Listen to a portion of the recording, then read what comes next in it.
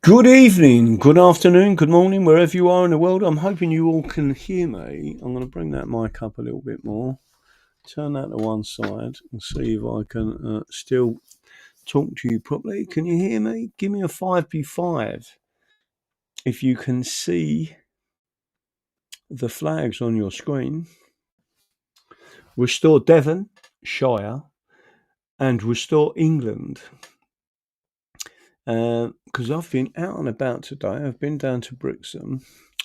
I went to the first Parliament again. I spoke to the owners and had a conversation. But what I'm going to attempt to do, here we go, just so you all understand. Let's see if it works. Now, this may kick out because there's lots of stuff loaded on this laptop. But if you can all see me and hear me, give me a 5p5. But we had a wonderful day out today.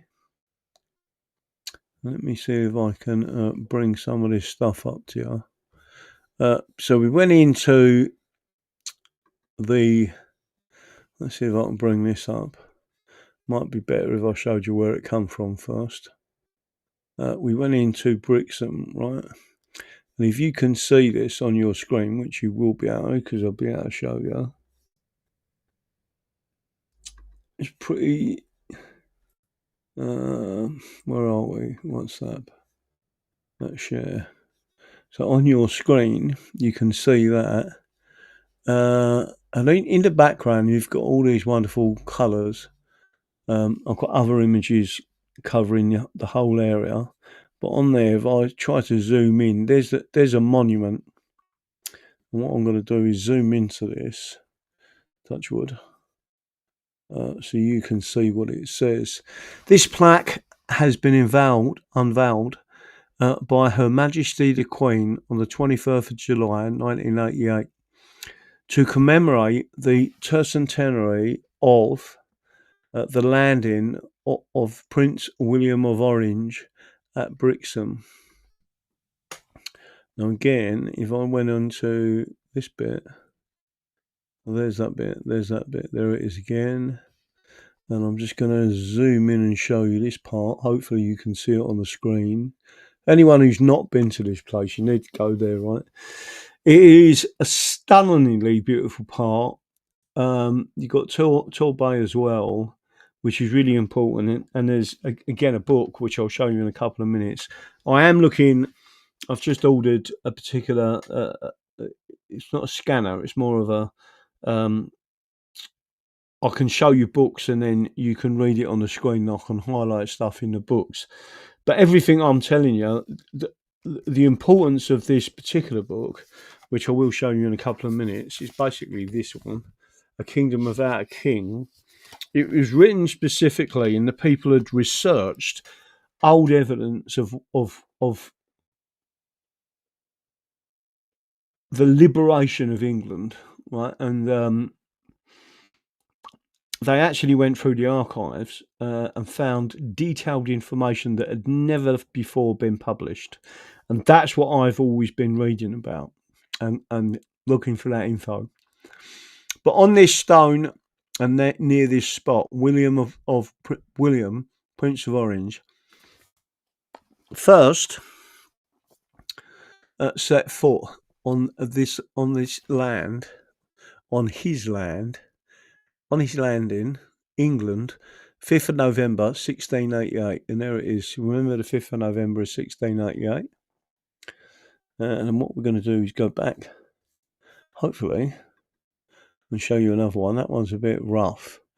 That's the old. There's another. That's an old pirate ship there, but needs a bit more work. Now this is an absolute classic because this, and again, it's got such a gorgeous harbour, right?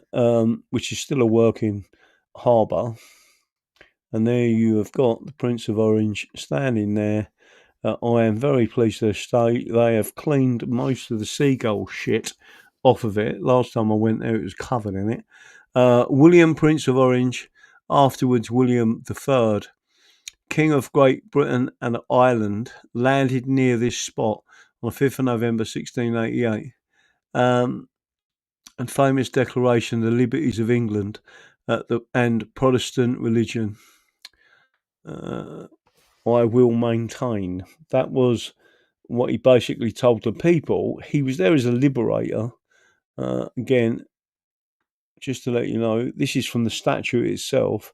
William, Prince of Orange, afterwards William III, of Great Britain and Ireland, landed near the spot 5th of November 1698 and has issued his famous declaration, the liberties of England, the Protestant and the Protestant religion I will maintain.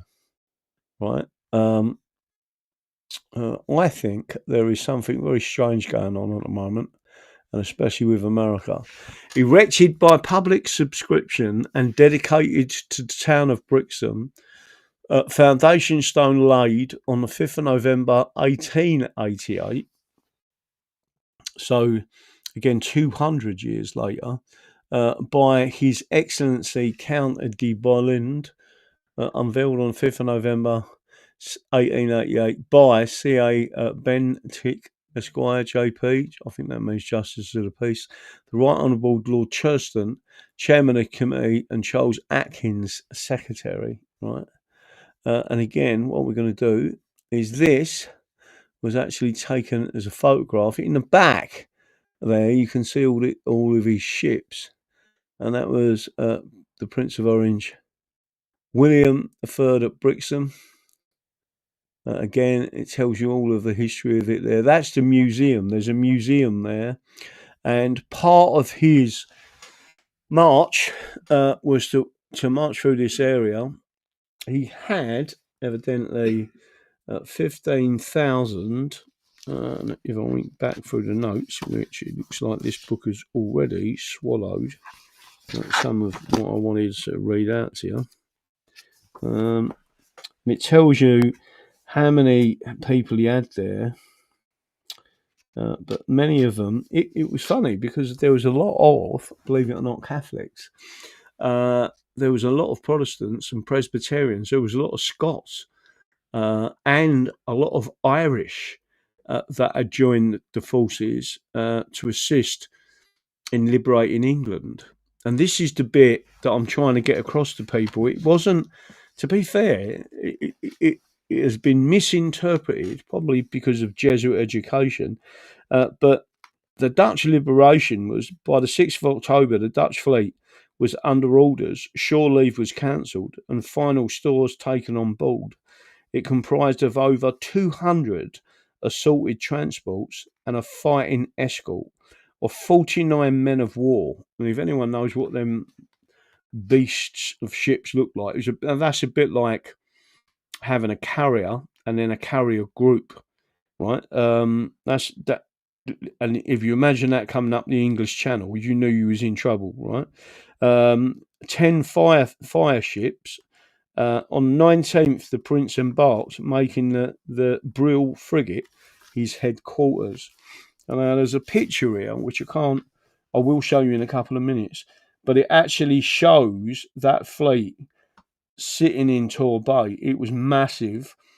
It was anchored, and it was in formation, right? And the person who was made the admiral of that fleet was an Englishman, an English admiral, right, who had already fled.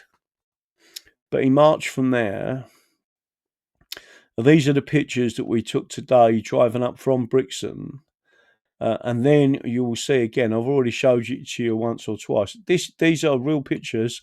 I went and spoke to the people who owned this place, and I will be doing a video. I will be doing a video.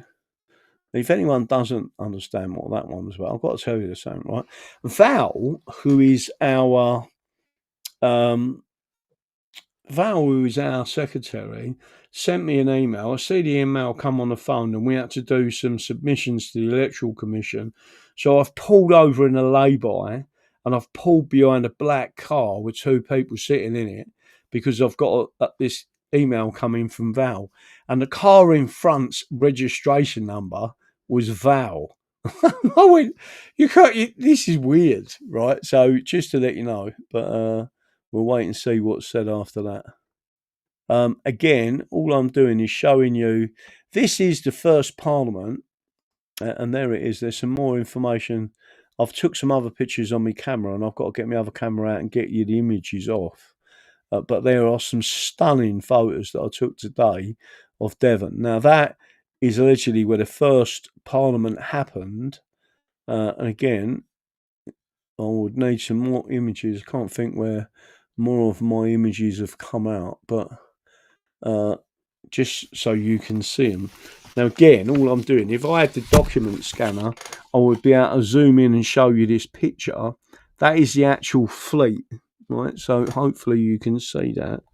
That's the actual fleet. And it was in formation in the bay. Remember how difficult it is with normal weather conditions. They didn't have diesel engines.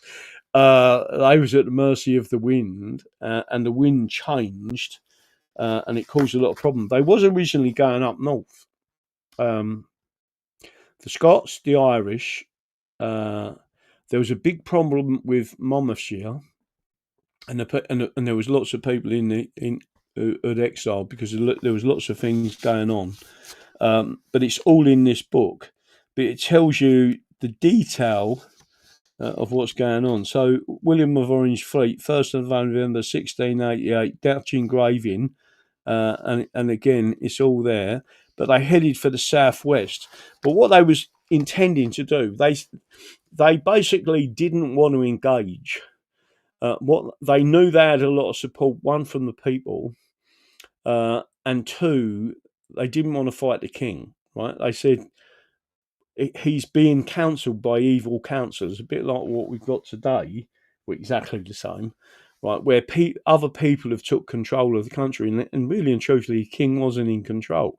His counsellors were privy counsellors, basically, and people that were aligned Jesuit-wise with the Pope.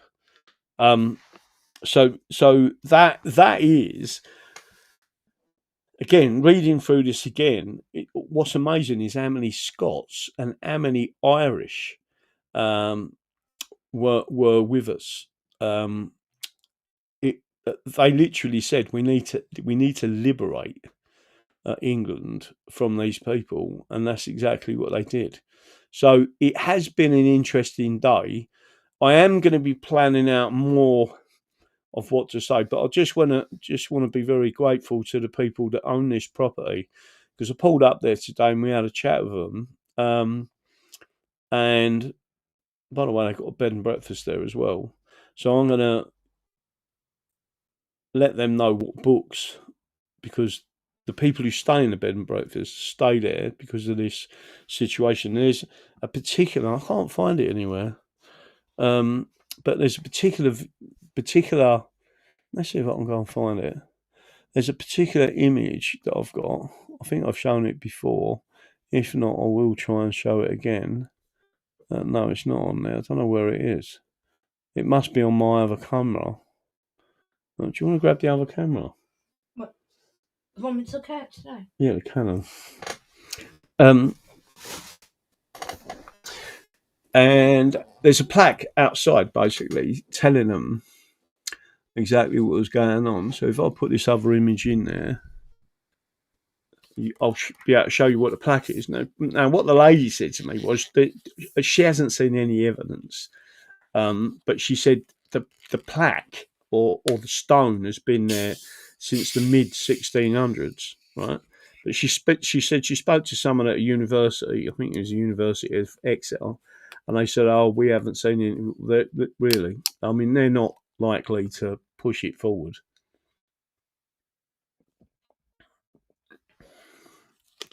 So one of the things I intend to do is to try and find evidence of that. Right, so what I'm going to do now is hopefully show you an image of this. Not that back. Not back in, just so you can rest it somewhere. And I'm going to put this in there. Here you go.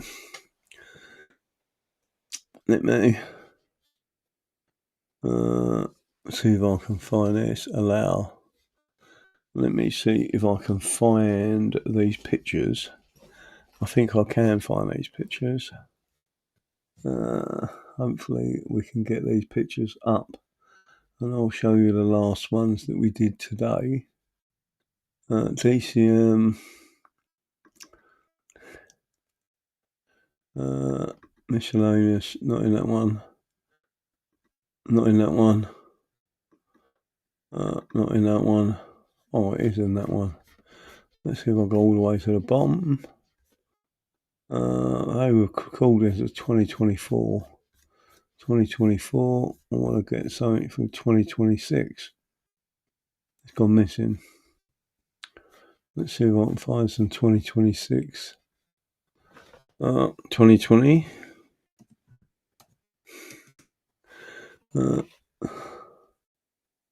Just trying to find my pictures. It's loading. On there. Let me see if I can go and find some of these.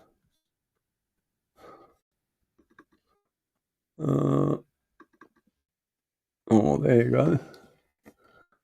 Let's see if I can go and find some of these images.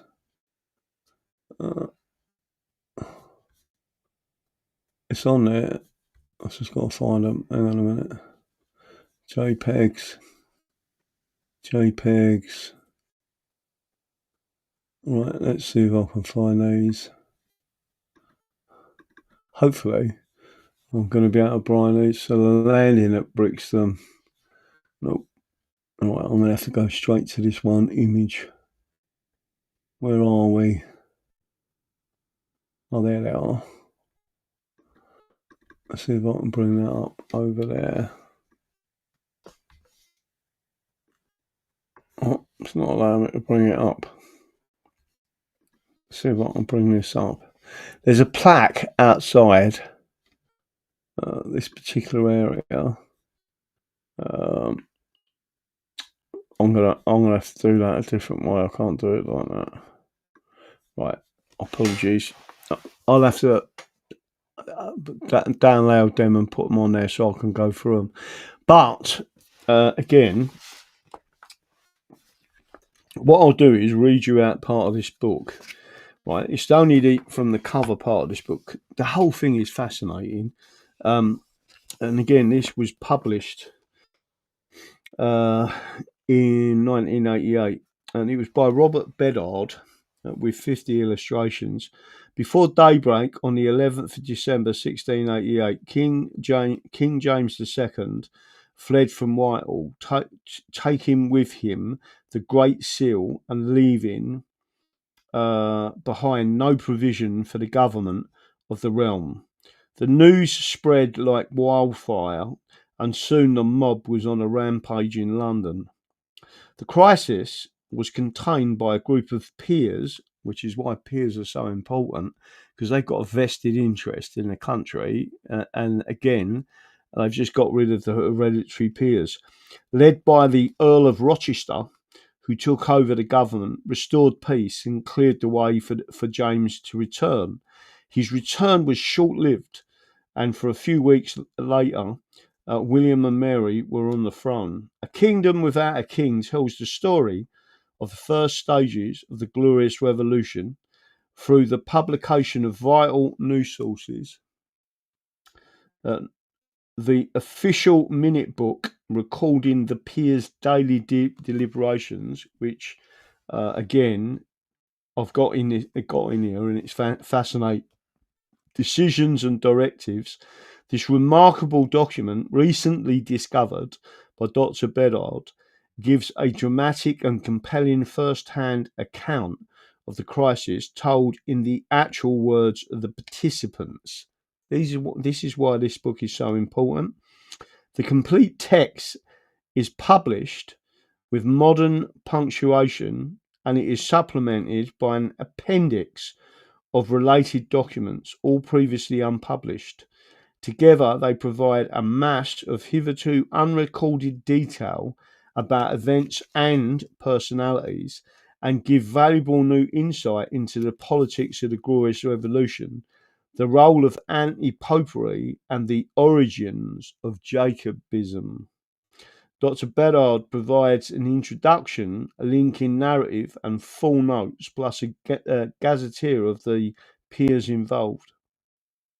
Illustrated from contemporary sources, A Kingdom Without a King commemorates the 300th anniversary of the Glorious Revolution with the first publication of an outstanding, important new document that will bring the episode freshly to life for all readers, as well as being a major new source for historians. But historians have largely, from the universities, have largely ignored this book, even though it is so well researched. In fact, if you go to the back of the book and you look at all of this information, let me see if I can find it for you. There's so much in here. It goes all through the different people. It goes through all of the different peers. So it's really important for people to understand what an important role the peers had in this, and also of the knights and the MPs that brought back stability to the country. But there's loads of little notes throughout the journal. It was such a fantastic book to read it, right? So when you go through all the chapters, let me just make sure I can give you this. You've got the orders of the council, appendices. There's footnotes to the whole book in here. It's one of the best reads if you really want to understand what went on. And then the full declarations, the responses, everything is in there. Again, there's so much in it. I think is this the one? I'm sure this is the one that showed the playing cards and the memes that was on. So the original playing cards. Oh, here it is. This is actually quite funny, right? So, we all talk about memes. Well, in them days, they didn't have computers. They played cards in the pubs, right? And then what they did was they wrote little jokey things on the back of the cards. And that's how you knew in the pub whether the people was for or against. And it was all in there. So just to let you know, left the knave, which belongs to a pack of playing cards commemorating the revolution of 1688, shows an entirely fictional scheme of the Catholic clergy triumphing in singing mass in the belief that the French troops had landed in England to support James II, tottering Catholic regime. It is in good, if blatant example of popular Protestant propaganda. Guildhall, etc. Right, it's really funny, and then you start going through. So they're the original memes, and there was different things with all sorts of funny stuff in there. But it is funny, and it's interesting to see that they was using ways to communicate that most people today use, but in electronic format. Right, so I just want to make sure I can get to this and show you something else. Royal Catholicism, the Dutch invasion, but it wasn't an invasion; it was a liberation, as they've said. The Hungerford negotiations. There's all sorts of things in here, but when all of it is put together, it is a fascinating piece of work. And then it tells you where he gets all the information from. So if anyone wants to know what this book is, it's this one, right? It's called A Kingdom Without a King, Robert Bedard, right? There it is on the screen. And it's so well researched. And on the back it says, on the morning of the 11th December 1688, the gentleman of the bedchamber threw open the doors of the royal apartments in order to prepare for the king's levee. To their utter bewilderment, they found the rooms empty. King James had vanished without trace. The news fell like a thunderbolt on the astonished court and city. In the ensuing constitutional and political crisis, a group of peers quickly met and assumed authority, which is why it's so important to have hereditary peers, right? Because they got skin in the game. In the ensuing continent assumed authority. 300 years later, A Kingdom Without a King publishes for the first time the official journal kept by his provisional government of the peers, written down day by day as the events unfolded. It takes the reader right to the centre of the drama and makes a major new contribution to our understanding of the Glorious Revolution. And most people have never read this. I don't know how many copies was originally sent out, but this one again is this is an original that I bought. They're quite expensive to try and get hold of now, but it is fantastic. Let me see when it was published. Obviously, Playden Press Limited. Now, the other day you saw something. I'm going to get on to another subject now. The other day that you saw something where a publisher, and I did put a note out there and said it out on Twitter. It was disgusting. A publisher was refused and taken away the rights of someone to publish a book, and he's a self-publisher, and it's a place called Lulu, because they've said that the book is, and it's all about the replacement of the people and the invasion of these people. It's all factual, by the way. But by pulling the book and saying they won't allow it to be printed, they've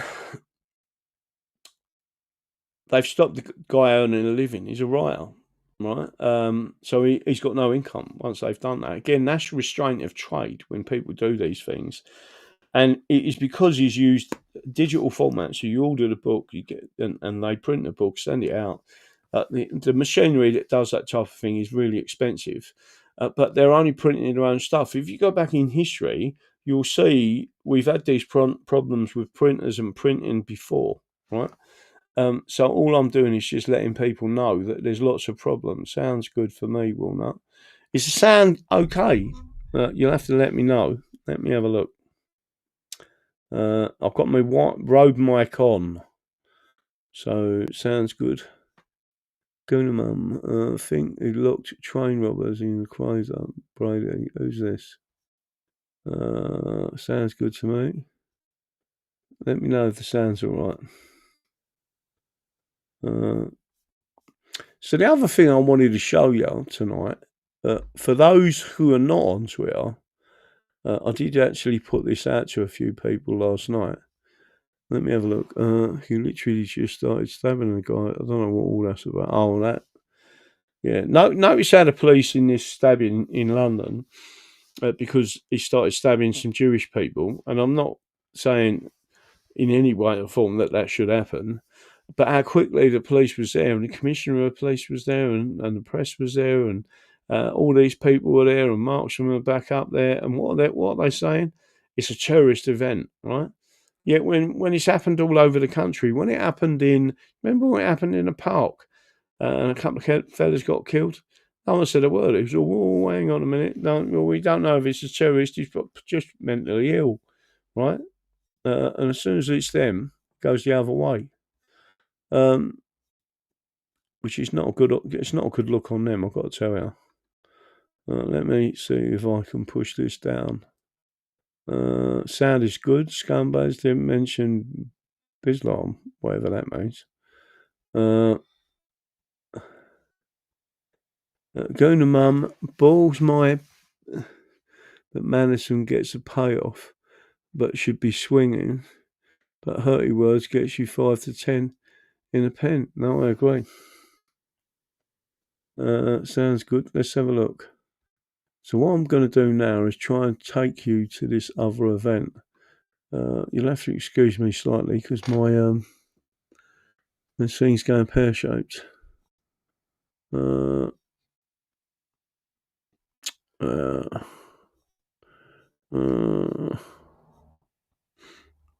Let's see if I can go back and find some of this. Don't know why that's come back up there. Whatever has gone pear-shaped. Let's have a look.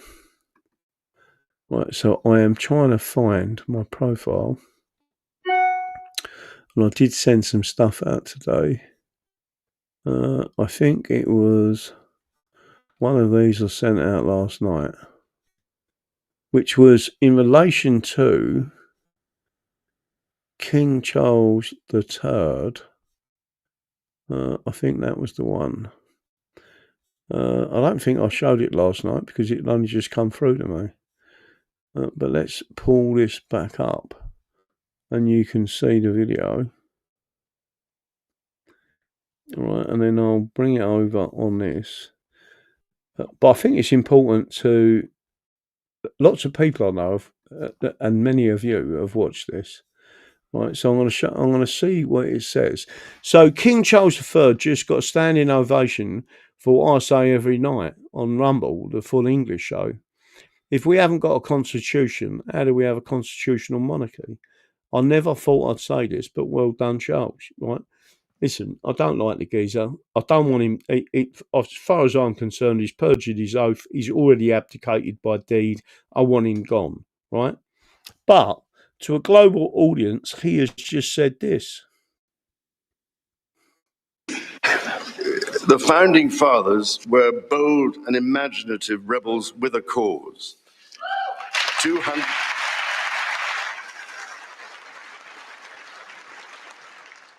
250 years ago, or as we say in the United Kingdom, just the other day,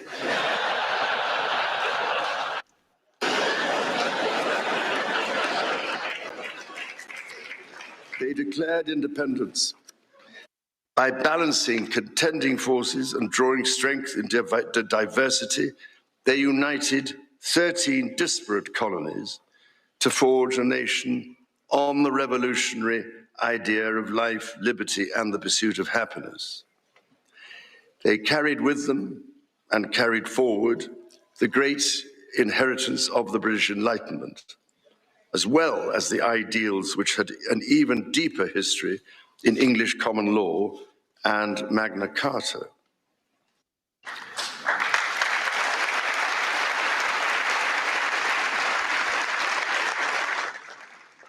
These roots run deep, and they are still vital.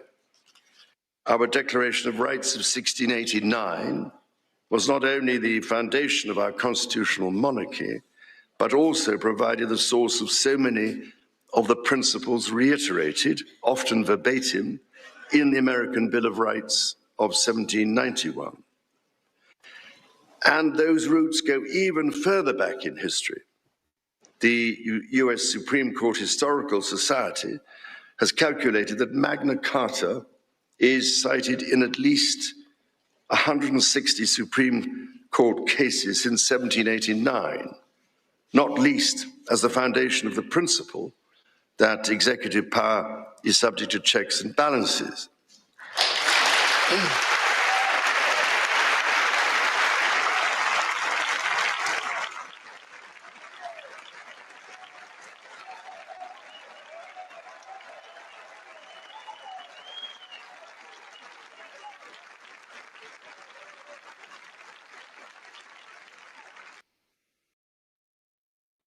There you go. Now, some people have said, and rightly so, he's put in a few things. That was actually a dig at President Trump. But if you actually look at King Charles III, he and the monarchy have surrendered a lot of the prerogatives to Parliament. Sir William Wade states in Constitutional Fundamentals, Hamlin Lectures, that once you give a royal prerogative to someone else, it is no longer a royal prerogative. It is subject to normal judicial review. And the reason he says that is only a royal prerogative. You cannot give that to anyone else. You cannot delegate a prerogative. It's yours. It's the kings, it's the queens, it's the monarchy, it's the executive themselves, right? Meaning the king. He can't give it to any ministers. He can't give it to parliament. He can't do any of them things. But by doing so, they have surrendered, especially with the power to assent or dissent to laws. And when they removed part of the English Bill of Rights, which was forbidden in law, which was they top and tailed Chapter 2, and it now implies, because of the top and tailing, that Parliament can do as it likes, it's sovereign, whereas the top and tailing was vital to that. And that happened again in 1948 with the British Nationality Act. And prior to that, Chapter 3 was removed from the English Bill of Rights completely. By the way, all by stealth. Nothing was put on the face of the bill, and we was denied any knowledge of that happening. That is ultra-vires or ultra-virus. You're not allowed to do that. So people like Rupert Lowe, if they, and I believe they are, intent on restoring England, and if you go and look at the glorious revolution of 1688, that's what it was about. It was restoring England, restoring Scotland, restoring Wales, restoring Ireland. It could be that they're looking at taking back Ireland from the communists, and I'm talking about the Republic of Ireland. Whatever way they look at it, the constitution of the Republic of Ireland, which was rewritten in 1937 by the Fabian Society, the attacks on England by the Fabian Society and the Labour Party, in effect funded by the Rockefellers, the Rothschilds and others. All of that, the 1911 Parliament Act was started to remove the power of the Lords and the hereditary peers in any form of governance. So a restoration is needed. Restore Britain are certainly giving indicators of that. I have noted that Stephen Barrett, who is some gobshite barrister that doesn't understand the Constitution, is out there attacking Restore Britain. In many cases, he already said we don't have a constitution, which I think is hilarious. And people like me and people like you that are now studying the Constitution, studying our ancient laws and customs, explaining, that the king is responsible, and someone needs to tell him. I think there's something going on. I don't know what it is, but I think there's something going on. I do not in any way or form believe that the British are in control of anything. They no longer have any form of navy. They no longer have, although our forces are good in many cases, the Paras, the Royal Marines, many of our strike capabilities are still there. But I would say they would now be better off, and a lot of veterans, in training us, the militias, to take back England, and then restore England to its former glory, and not as an imperialist nation, as a nation that will protect its own people.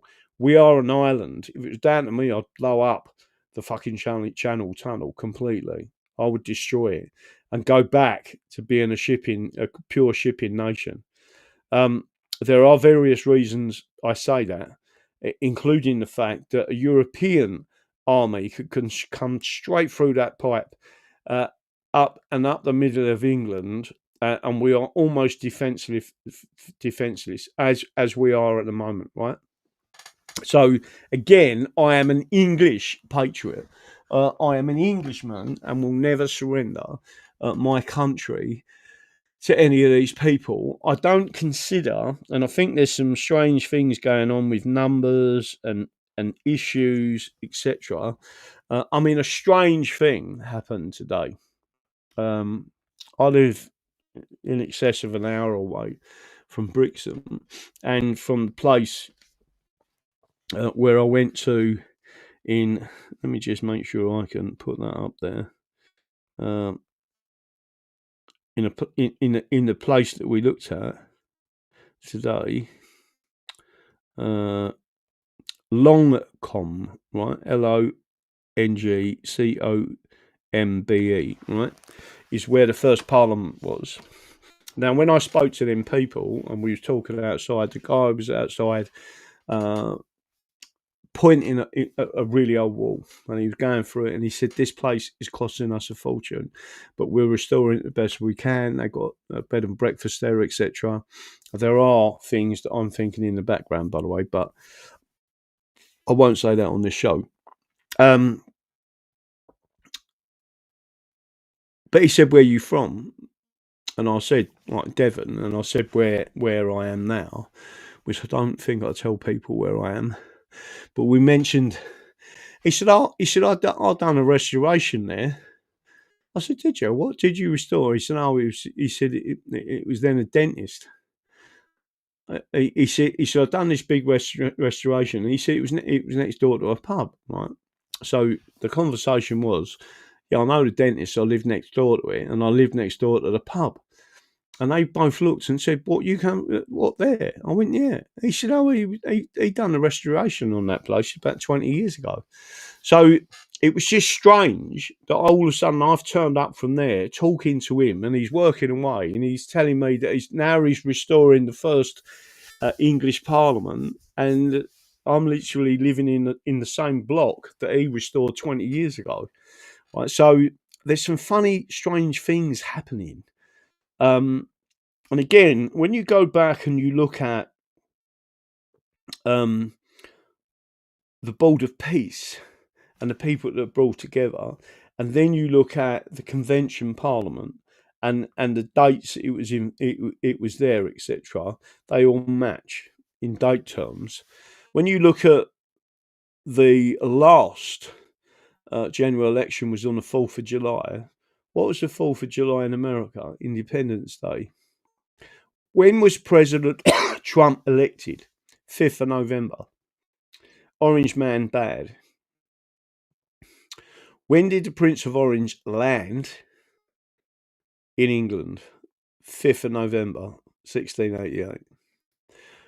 When was the previous Catholic attack, big attack, on us or in relation to it, right? 5th of November. So there's lots of things going on in the background that I think are very strange and very aligned.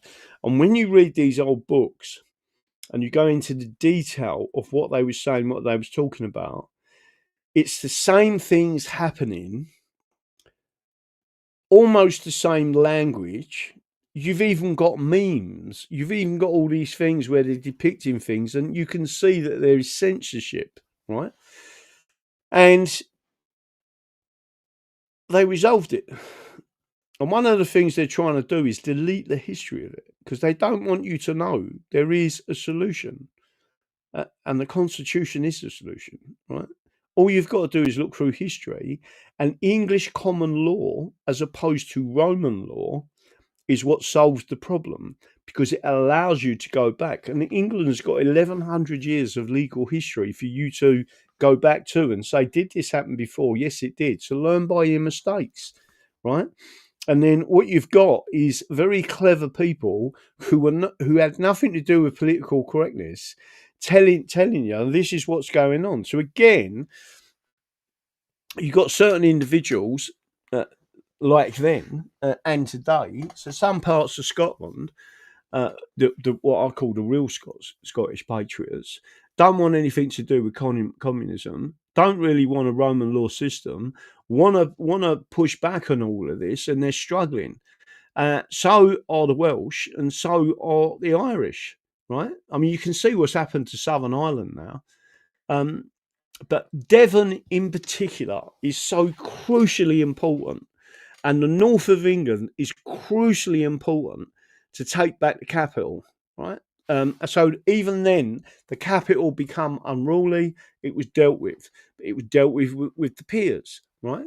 What have they done in the lead up to what's going on now? They've taken out Middlesex, right? Completely removed it because they need to remove the history of what really happened. So that's it, really. I mean, I don't want to go on too much tonight. There's so many things that have happened today, but I've been out all day. I am trying to keep an eye, so I'll rely on the audience to send me little bits and pieces that's going on.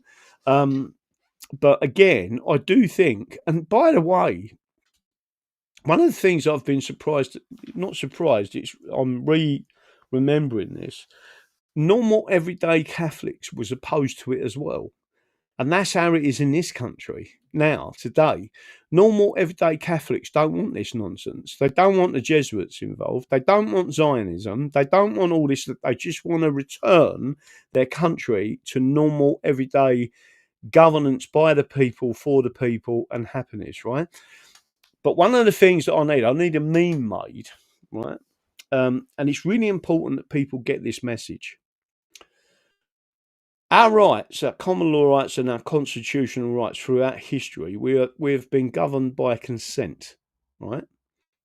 What's really important for everyone to understand is that three of those rights, just three of those rights, there are many of these rights anyway, but just three of those rights, is the right to freedom of expression,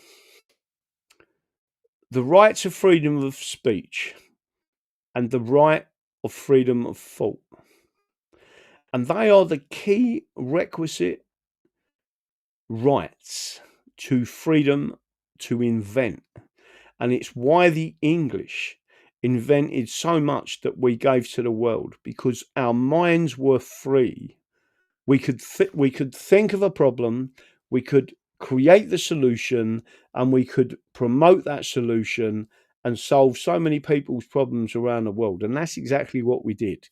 If you look at Tim Berners-Lee, right? He created the internet and what I'm doing now with those protocols that he created for the World Wide Web. The world is now using that. It's still the basic principle. Charles Babbage created the first computer in 1832, I believe it was, with the difference machine. And then he also created something called the analytical machine. They were mechanical, but the same process was transferred to electronic and digital format, right? So we created all of that. We created the standard railway tracks that went out in most of the world. We helped create the locomotive. George Stephenson. We created. We was the ones who stopped slavery. The English common law stopped the slavery. We create, and again, I want to emphasise, it was the working class that paid the slavers. We didn't stop paying until 2015.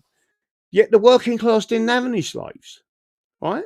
It was the MPs. It was these people in the background that had nothing to do with us.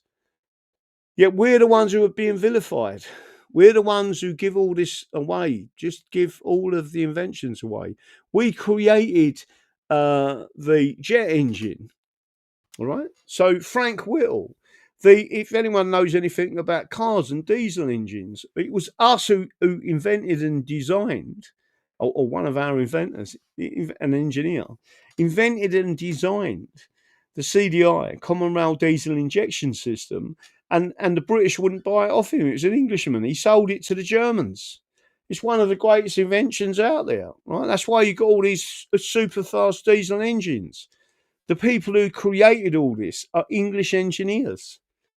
Why? Because they had the freedom to invent.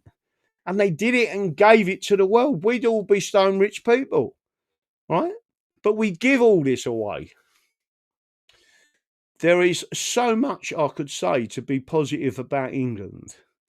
No one should ever be negative about this nation. No one should be negative about the English language.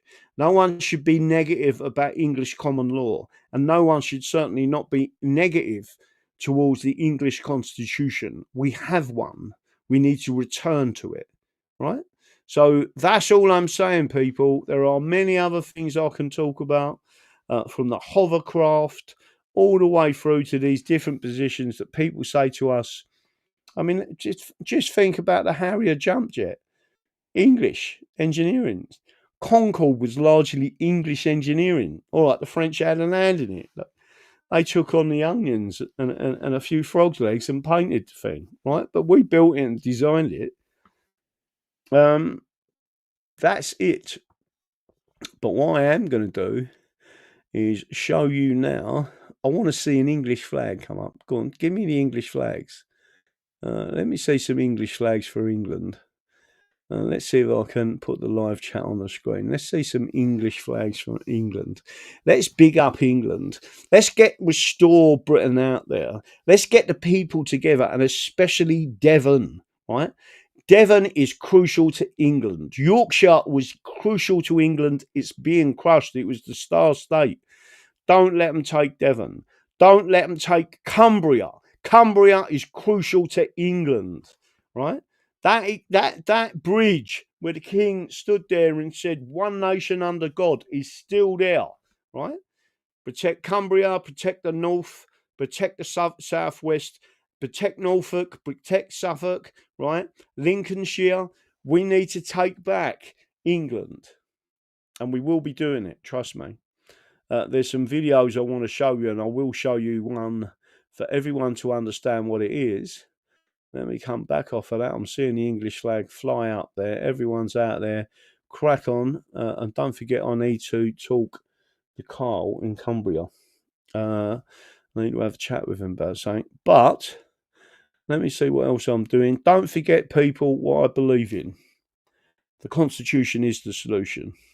None of this is nonsense. It's all real. All we've got to do is stand up and take it back. You must vote. You must assist with taking this country back non-violently. Don't listen to these people online that are telling you there's going to be a civil war, there's going to be this, there's going to be that. Let me tell you something. It was the English that stopped women being raped with the first statute of Westminster in 1275, and you could be hung for it. It is the British that have created this situation in this country, and we need to take back our nations, and we need to go back to governance at local level, not regionalisation. So again, all I'm going to do now is pull this off. I will see you tomorrow night. God bless.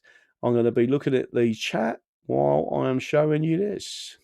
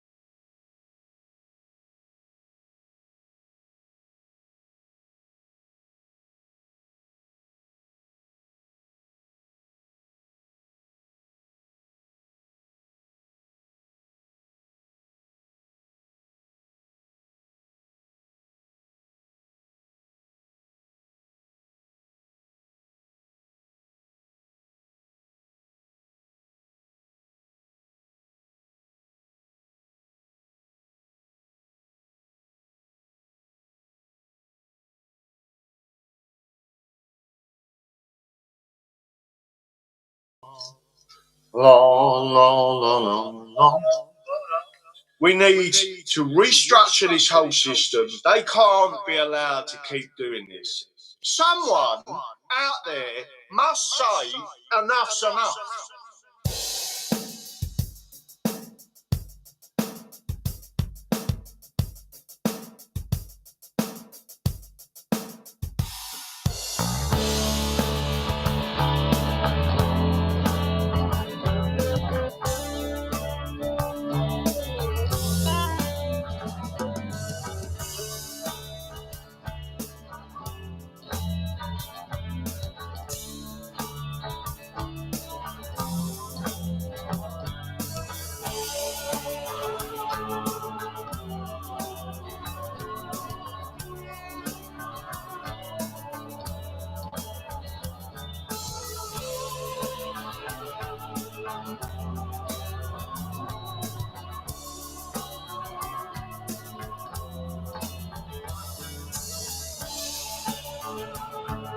The Constitution, quite simply, is the will of the people.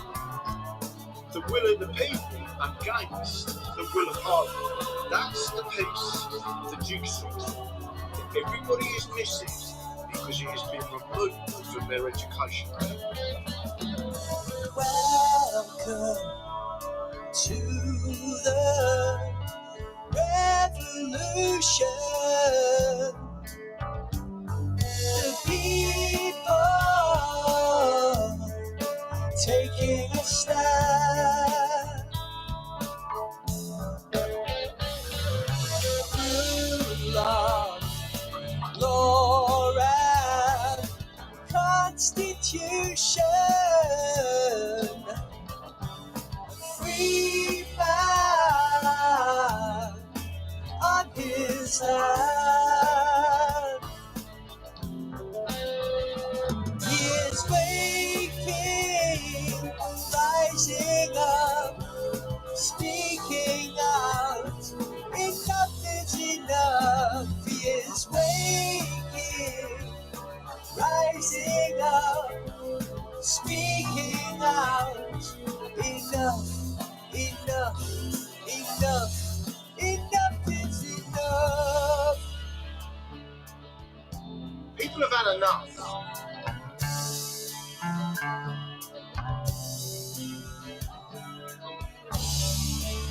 They have just denied you the knowledge to understand that you actually have a constitution, and the constitution is the solution.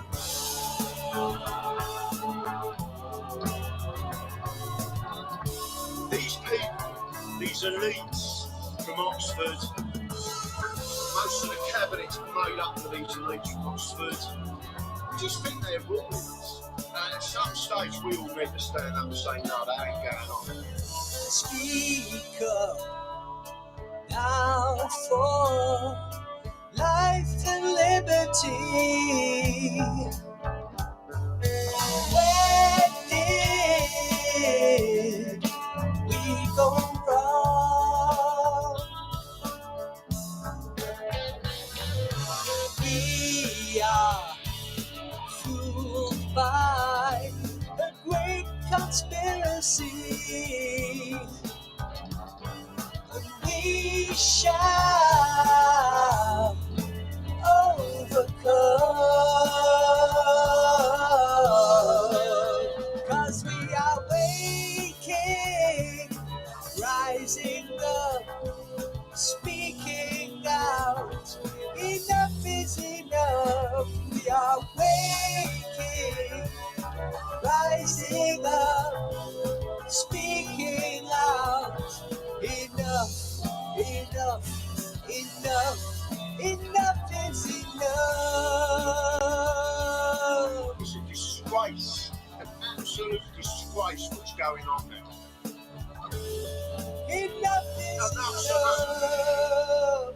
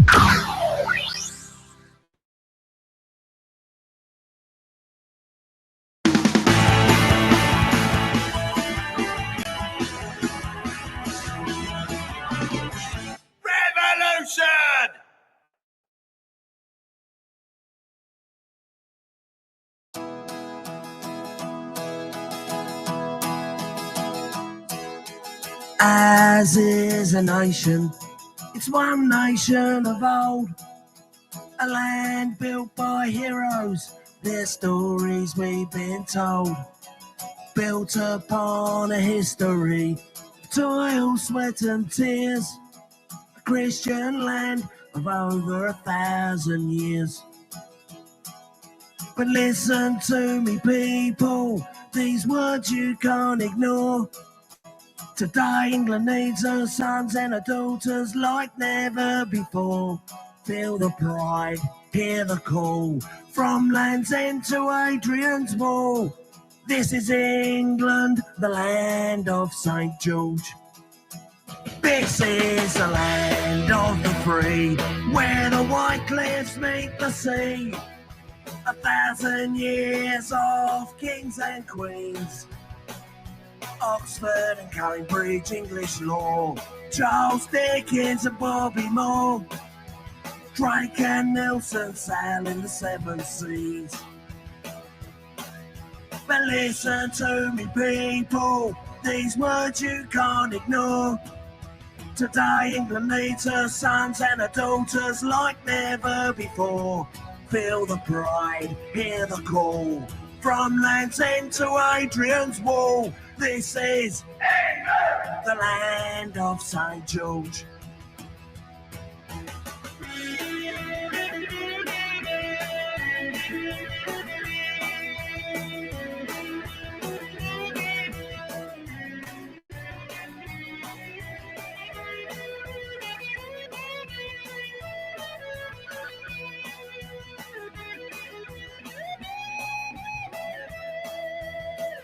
I see the downs and the Yorkshire Dales, the New Forest and the Lakeland Fells, and there I hear Wainwright calling me. Now every Englishman he knows the greatest beauty be an English rose, and within this land my spirit will ever be. But listen to me, people, these words you can't ignore. Today England needs her sons and her daughters like never before. Feel the pride, hear the call, from Land's End to Adrian's Wall. This is England, the land of St. George. England, oh England, every woman, every man. What became of Jerusalem in this green and pleasant land? I won't run, I'll never hide, they'll always see my English pride. This is England, the land of St. George. This is England, the land of St. George.